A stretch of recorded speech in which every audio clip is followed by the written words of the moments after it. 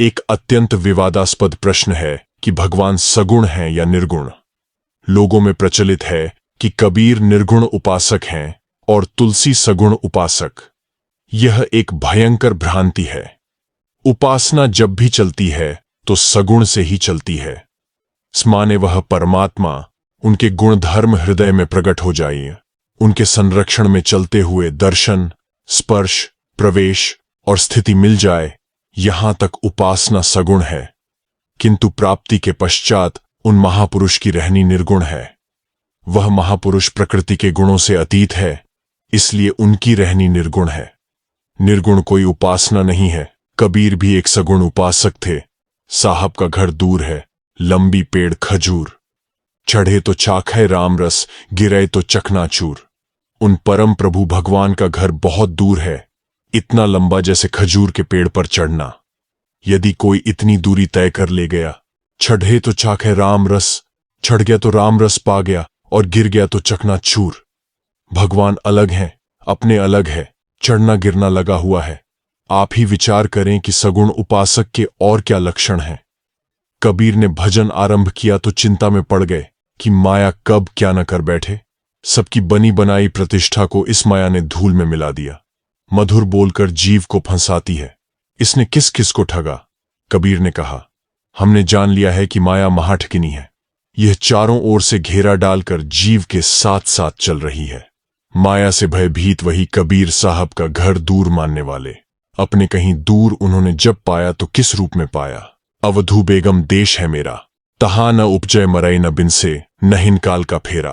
हे अवधू, मैं जिस देश में पहुंचा हूं वह एकदम बेगम है, अचिंत्य है, अगोचर है, वाणी का विषय नहीं है, सामान्य मनुष्य की गम अर्थात पहुंच से परे है। ऐसा मेरा देश है। वहां उत्पत्ति नहीं है, विनाश नहीं है, प्रलय नहीं है, परिवर्तन नहीं है। वहां न ईश्वर है, न जीव, न माया, न कोई पूजने वाला और न कोई पूज्य। सूरज, चंद्रमा, अग्नि, अंधेरा, उजाला, वहां कुछ भी नहीं है। तो अंततः वहां है क्या? संतो, ध्यान दो, वहां द्वैत का बखेड़ा नहीं है। हम अलग, भगवान अलग, ऐसा कुछ नहीं है। जीव परमात्मा में समाहित हो गया। भगवान श्री कृष्ण कहते हैं, हे अर्जुन, मैं न तो यज्ञ से, न तप से, न योग से ही प्राप्त होने वाला हूं। मेरी प्राप्ति का एक सुगम उपाय है। हे अर्जुन, अनन्य अर्थात अन्य न, मुझे छोड़कर अन्य किसी भी देवी देवता को न भजते हुए जो केवल मुझे भजता है, उसके लिए मैं प्रत्यक्ष देखने के लिए, स्पर्श करने के लिए और प्रवेश करने के लिए भी सुलभ हूं। प्रवेश अर्थात समाहित हो जाना। सेवक सदा के लिए खो गया, स्वामी ही शेष बच रहा। यही कबीर कहते हैं कि वहां द्वैत का बखेड़ा नहीं है, मुझसे भिन्न कोई सत्ता नहीं है। कबीर ने जब पाया तो गुणातीत में, बेगम में। तुलसीदास जी को सब सगुण उपासक मानते हैं। वैष्णव संत के रूप में वह ठाकुर जी की घंटी हिलाते रहे। उन्हीं तुलसीदास ने जब पाया तो लिखा, रघुपति भगति करत कठिनाई, कहत सुगम करनी अपार जाने, सोई जेही बनी आई। भगवान की भक्ति करने में अत्यंत कठिन है। कहना तो आसान है किंतु इसमें करनी अपार है। इसे वही जानता है जिससे करते बन गया। भक्ति एक कला है। जल के प्रवाह में मछली पर्वत पर चढ़ जाती है, पानी की धारा के साथ छत पर चढ़ सकती है, वृक्षों पर चढ़ सकती है, क्योंकि वह तैरने की कला जानती है। पहाड़ी नदियों के तीव्र प्रवाह में मजबूत हाथी बह जाता है, उलट पलट कर मर भी जाता है। यदि शक्कर में बालू मिल जाए तो बलपूर्वक उसे कोई अलग नहीं कर पाता, किंतु रस विशेषज्ञ चींटी शक्कर का एक एक कण निकालकर खा जाती है। इसी प्रकार भक्ति एक कला है। भक्ति है क्या? समस्त दृश्य प्रपंच को हृदय में समाहित कर, निद्रा का त्याग करके योगी परमात्मा में शयन करता है। वही परम पद का अनुभव करता है। वहां द्वैत का अतिशय वियोग है, द्वैत है ही नहीं। तुलसीदास कहे चिबिलास, जग बूझत बूझत बूझे। तुलसीदास जी कहते हैं कि चित्त का प्रसार ही जगत है, लेकिन यह बात अभ्यास करते करते ही समझ में आती है। वह पद है कैसा? में माया के गुण धर्मों से सर्वथा अतीत दशा का नाम निर्गुण है। निर्गुण कोई उपासना नहीं है। यह तो कबीर की वाणी समझ में नहीं आई तो लोगों ने कह दिया कि यह निर्गुण कथन है।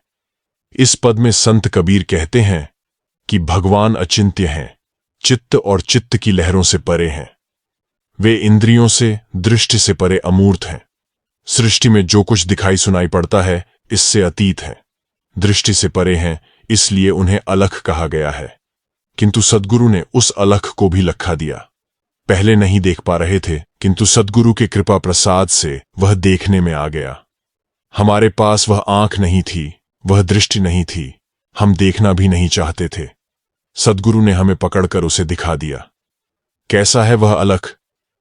परम प्रकाशक ज्ञान पुंज घट भीतर में दर्शाया।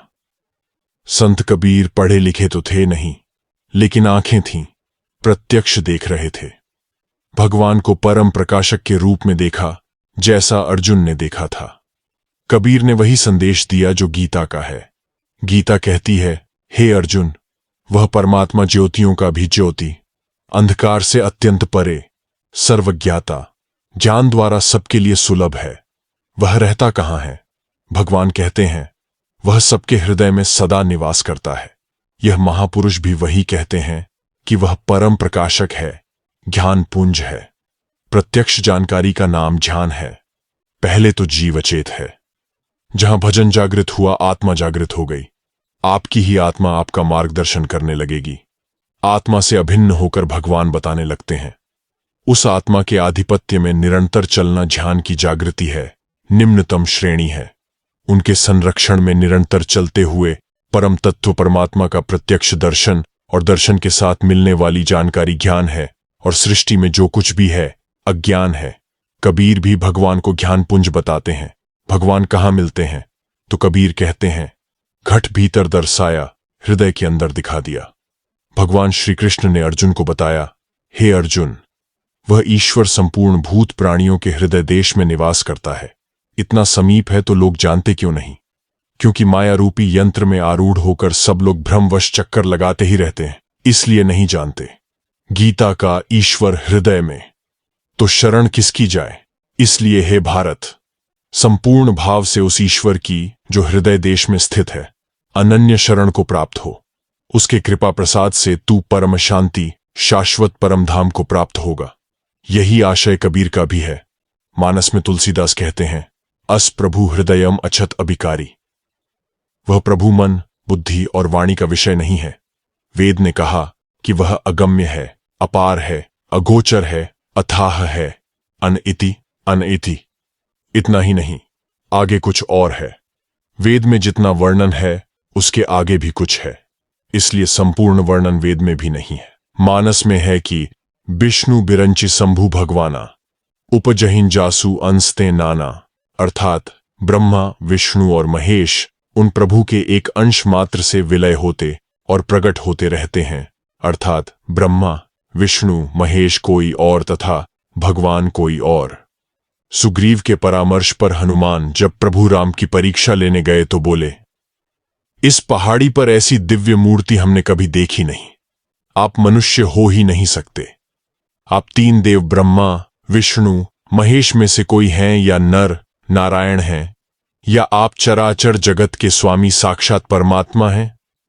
इस प्रकार तीन देव कोई और, जग कारण भव तारण कोई और।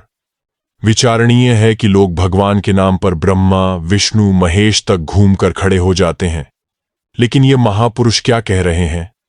इसी तरह का प्रकरण वहां भी है जब सती ने भगवान राम की परीक्षा सीता के रूप में ली। भगवान ने सती का कपट जान लिया तो उन्हें अपनी कुछ महिमा दिखा दी। सती ने देखा, उन्होंने अनगणित सतियों, ब्रह्माणियों और लक्ष्मियों को देखा। अनंत ब्रह्मा, विष्णु और महेश भगवान की सेवा कर रहे थे।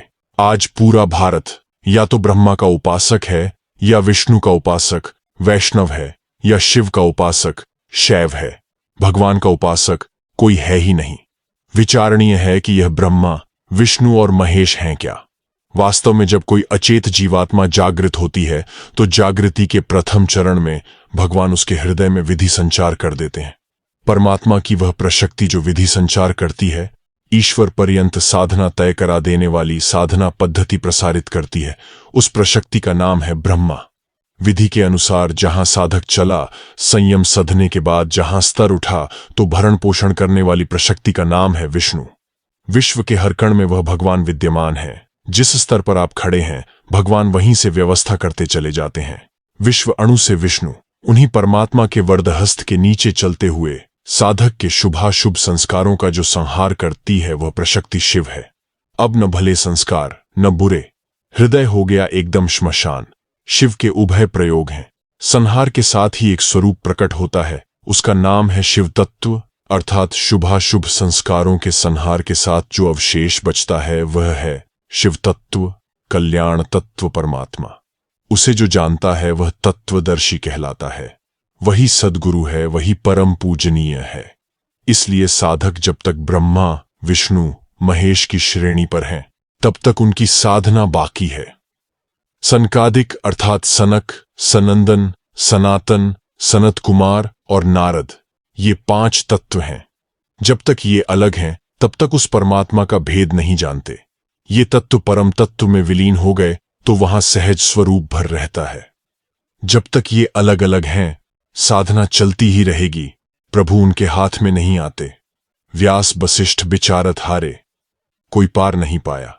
व्यास कौरव पांडवों के कुल पुरुष बच्चों को समझाते ही रह गए, किंतु महाभारत होकर रहा। वशिष्ठ रघुकुल के कुलगुरु अयोध्या को सुरक्षित करने में लगे रहे, किंतु अयोध्यावासी चले गए सरयू में। ये विचार करते ही रह गए, परमात्मा उनके हाथ नहीं आया। सन 1964 में भगवान ने हमें बताया कि तुम्हारी एक वृत्ति बाकी है, गीता लिखना है। वृत्तियों को हमने समाप्त तो किया नहीं था। जब सभी समाप्त हो गईं तो हमने सोचा कि यह भी समाप्त हो जाएगी, करो भजन। 7-8 साल से ज्यादा ही हम टालते चले गए, लेकिन वह आदेश बराबर पीछा करता रहा। फिर हमने लिखने का मन बनाया। हमें लिखना तो आता जाता नहीं, बोल दिया जो टेप में उतर गया। भक्तों ने लिपिबद्ध कर दिया, वही है यथार्थ गीता। हमने भगवान से पूछा, हो गई गीता? आदेश मिला, अंग्रेजी में अनुवाद कराओ। हमने यथार्थ गीता का अंग्रेजी अनुवाद 3 विद्वानों से अलग अलग कराया। इसलिए नहीं कि कहीं कोई भूल न रह जाए, बल्कि इसलिए कि भगवान कहीं ये न कह दें कि वृत्ति अभी शेष है। फिर भी सबसे पहले जिन्होंने अनुवाद किया वही सफल रही। इसके पश्चात हमने कुछ पूछा ही नहीं। भगवान ने ही अपनी ओर से बताया कि गीता लिखने में तुम्हारे 23 साल व्यर्थ हो गए। उन्होंने पुनः बताया कि लिखने पढ़ने से भजन में रंचा मात्र भी कोई सहयोग नहीं मिलता, और अंत में उन्होंने बताया, गीता तुमने लिखा ही नहीं। सोचिए, 23 साल हमारे व्यर्थ निकल गए और हमने लिखा ही नहीं। किंतु बात भी ठीक थी, हमने लिखा ही कहां था। लिखने में जो भूल होती भगवान सुधार देते थे, कहते थे ऐसे नहीं वैसे।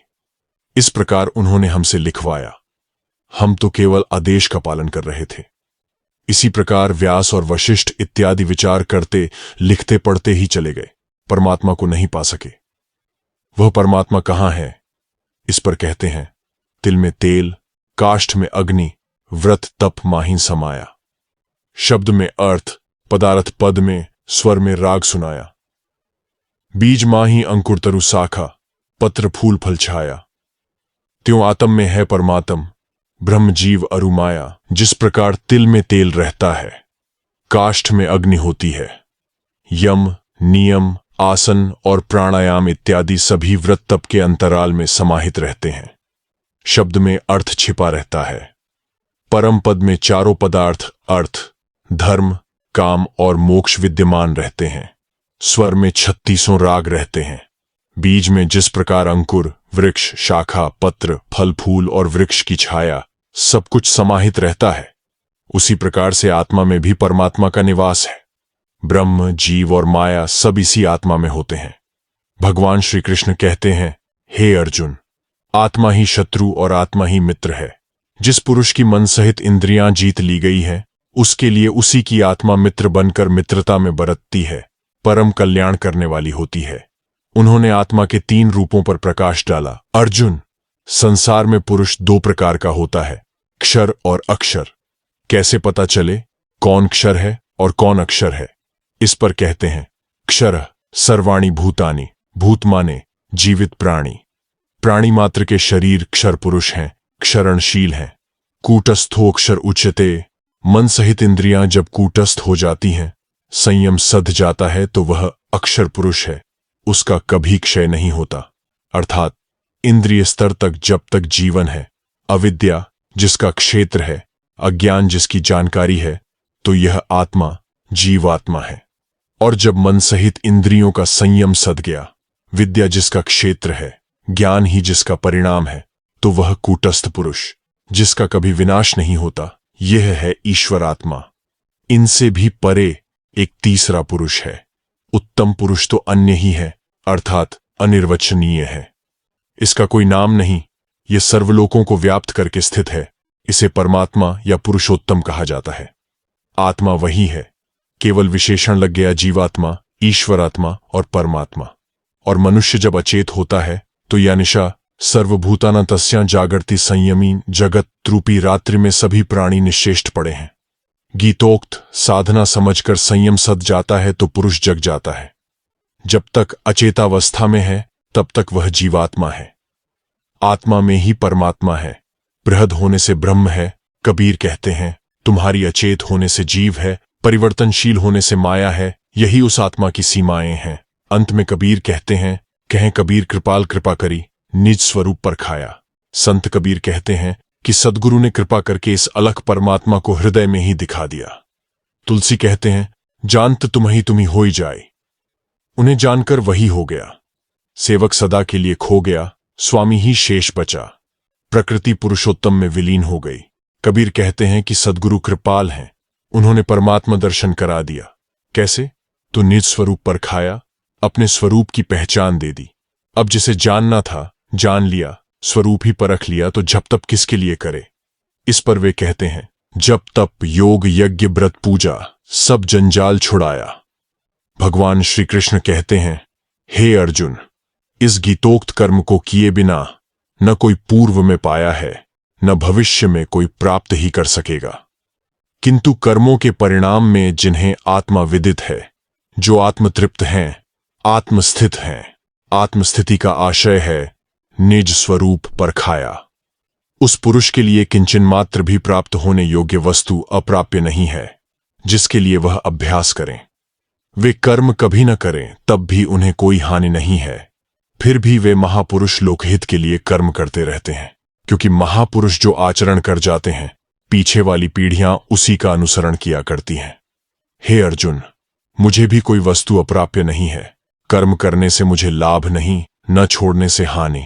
फिर भी मैं पीछे वालों के हित की इच्छा से भली प्रकार कर्म में बरतता हूं।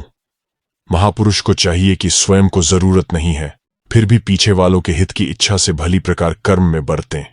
उनके लिए जप तप योग नियम से कोई प्रयोजन ही नहीं रह गया। यही कबीर कहते हैं कि सब जंजाल छुड़ाया। कबीर ने इसे विभिन्न दृष्टांतों से समझाने का प्रयास किया। एक पद में वह कहते हैं, अवधू सहज समाधि भली। परमात्मा सहज है, विधि न बनाए हरि आप बनी आए, स्वयं सिद्ध है। सम और आदि से समाधि, यह गुरु परताप भयो, जा दिन से सुरत न अनत चली। ये गुरु की कृपा से जिस दिन से प्राप्त हुई, सुरत अन्यत्र चली ही नहीं। अब जब मिल ही गई तो बाकी क्या बचा। अब हम ढूंढें किसे, आगे कोई सत्ता है ही नहीं। इसलिए आंख न मूंदू कान न रूंधू, काया कष्ट न धारूं, उघरे नयना साहब देखूं सुंदर रूप निहारूं। ठीक इसी स्थिति का वर्णन कबीर की इन पंक्तियों में है कि जब तप जोग यज्ञ व्रत पूजा सब जंजाल छुड़ाया। परमात्मा एक परम धाम है तो सद्गुरु ही भजन की जागृति पूर्ति पर्यंत पथ रक्षक और प्रवेश द्वार हैं। प्रवेश मिल गया तो भगवान और भक्त एक, गुरु का कार्य पूरा हो गया।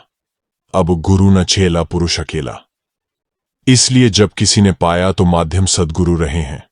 उस परमात्मा के दर्शन की विधि सद्गुरु से ही जागृत होती है।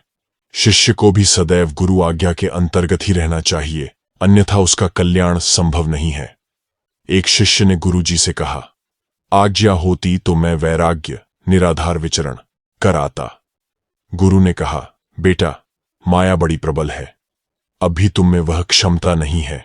शिष्य ने कहा, आपकी दया है तो माया क्या कर लेगी। गुरुदेव ने सावधान किया कि मेरी दया है तभी तो कह रहा हूं। शिष्य ने प्रणाम किया और चल पड़ा।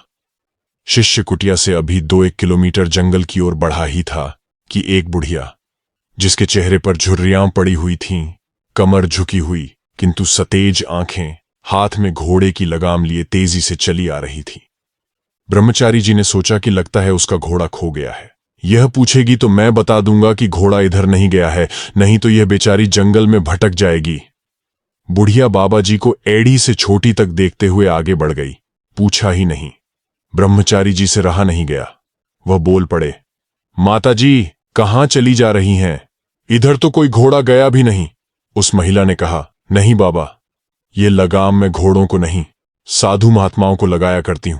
ब्रह्मचारी जी बिगड़ पड़े, चुड़ैल कहीं की, एक तो दयावश हमने पूछ लिया, ऊपर छड़ी चली आ रही है, महात्माओं का तुम क्या कर लोगी? वह बोली, अच्छा बाबा जी, तो बचना। ब्रह्मचारी जी आगे बढ़े तो एक नदी मिल गई। उस दिन वर्षा से उस पहाड़ी नदी में कुछ जल हो गया था। इस पार एक नवविवाहिता किनारे बैठकर रो रही थी। सिर में सिंदूर, पैरों में महावर, अंग प्रत्यंग में आभूषण पहने किसी भले घर की कन्या प्रतीत हो रही थी। रोते रोते उसका चेहरा लाल हो गया था। महात्मा ने सोचा कि कोई दुखियारी लगती है। पूछा, क्यों, तुम्हारे घर वाले बिछुड़ गए क्या? तुम्हारे साथ कौन है? रोना बंद कर वह चुपचाप उठी, चरणों पर कुछ रुपए चढ़ा दिए और बोली, महाराज आप जाइए, यह संसार है, आपसे क्या मतलब? महात्मा ने सोचा लगता है इसके साथ कोई घटना घटित हो गई है। उन्होंने पूछा, बात क्या है? वह बोली, मैं मायके से विदा होकर आ रही हूं। तब संभावना नहीं थी कि नदी में जल होगा। आज अचानक पानी आ गया है। नदी उस पार हमारी ससुराल है जहां हमें जाना है। अब इसमें जाऊंगी तो बह जाऊंगी, कैसे जाऊं? वापस जाती हूं तो शुभ मुहूर्त में विदाई हुई है, वह व्यर्थ हो जाएगा। अब तो हम कहीं के न रहे। महात्मा ने कहा, अरे विशेष पानी नहीं है, ठीक है, तुम हमारी यह छड़ी पकड़ लो। उसने छड़ी पकड़ ली और महात्मा के पीछे पीछे चली। जब जल के पास आई तो चीख कर वापस भाग गई। महात्मा बोले, अब क्या हुआ? उसने कहा, मेरे पैर के रंग छूट जाएंगे, यह भी अपशकुन होगा। महात्मा ने कहा, अब तुम जानो और तुम्हारा काम जाने। वह विवाहिता उठी और महाराज के चरणों पर 1000 रुपया रख दिया कि हमें तो शेर चीता खा लेंगे, इन पैसों का मैं क्या करूंगी, आप इसे ले लें, तीर्थ यात्रा में काम आएगा। और मुंह लटका कर बैठ गई। महात्मा दयालु होते हैं।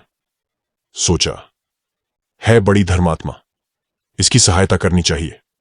उन्होंने पूछा, क्या कोई उपाय है? उसने कहा, महाराज आप अपने कंधे पर बैठाकर मुझे उस पार कर दें तो हो सकता है। महात्मा बिगड़े, मूर्ख कहीं की, कहती है कंधे पर बैठा लो, ऐसा कैसे हो सकता है? वह बोली, महाराज हम तो पहले ही कह रहे थे कि हमारी मौत निश्चित है। उसने रुपयों की पोटली ही महाराज के चरणों पर गिरा दी और बोली, आप जाइए महाराज। महाराज ने इधर उधर देखा, कहीं कोई दिखाई नहीं पड़ा। उन्होंने सोचा, कोई देखता तो है नहीं। उन्होंने कहा, अच्छा बैठ कंधे पर। वह बैठ गई और जब नदी के बीच में पहुंची तो वहीं लगाम निकालकर बाबा के मुंह में डाल दिया। महात्मा बिगड़े, ये क्या कर रही है? उसने बाबा के घुटने में लगाई अपनी एड़ी और बोली, टिक टिक टिक टिक चल। महात्मा ने ऊपर देखा तो वहां कोई विवाहिता नहीं बल्कि वही बुढ़िया थी। उन्होंने उसे उठाकर नदी में फेंक दिया और वह उस पार खड़ी दिखाई पड़ी। उसने कहा, बाबा जी, वो तुम्हारे गुरु बाबा की कृपा रही जो बच गए, नहीं तो तुम्हारे जैसे महात्माओं को मूली की तरह हम रोज ही चबाया करते हैं। इसलिए गुरु की आज्ञा उल्लंघी के जो नरकतहु जाए, जहां जाए तहकाल है, कह कबीर समुझाए। ओम श्री सद्गुरुदेव भगवान की जय।